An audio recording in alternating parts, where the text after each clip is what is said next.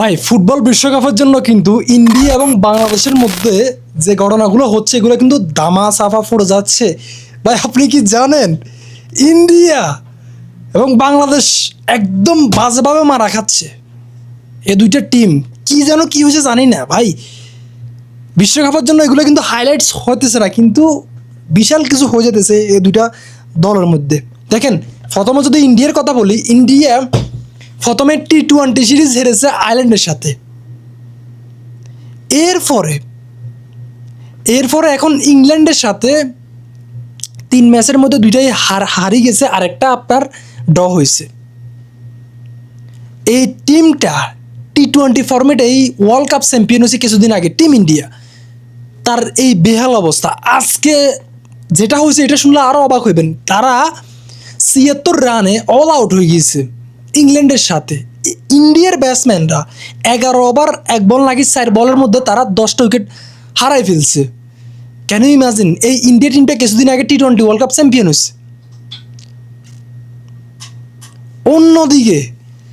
অন্যদিকে যদি আপনি দেখেন বাংলাদেশ ক্রিকেট টিম প্রথমে জিম্বাবুর সাথে টেস্ট ম্যাচ হেরেছে ইনিংস এবং 85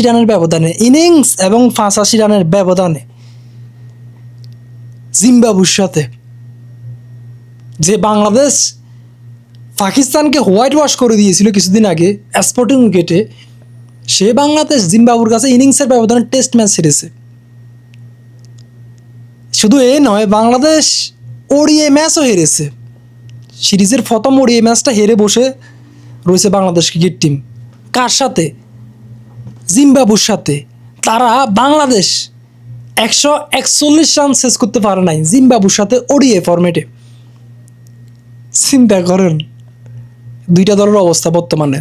যদিও বা আমি বলবো যে ইন্ডিয়া হচ্ছে যে অনেক বেশি স্ট্রং টিম। 3 ফরম্যাটেই পুরো ওয়ার্ল্ডের মধ্যে তারা যে কোনো জায়গায় ম্যাচ উইন হতে পারে যে কোনো টিমের সাথে।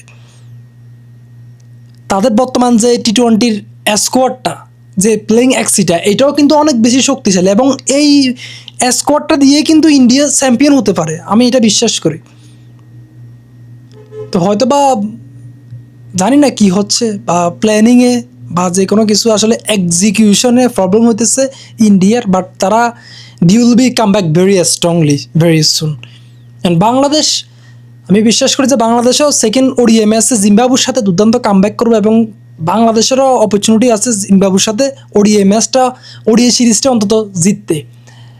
আর ইন্ডিয়ার ক্ষেত্রে তাদের আর চান্স নাই এই সিরিজটা জিতার, তবে ড্র করার সুযোগ রয়েছে টানা 2টা ম্যাচ যদি তারা জিতে আর কি। আপনাদের মতামত কি কমেন্ট বক্সে জানান। আল্লাহ হাফেজ, আসসালামু আলাইকুম।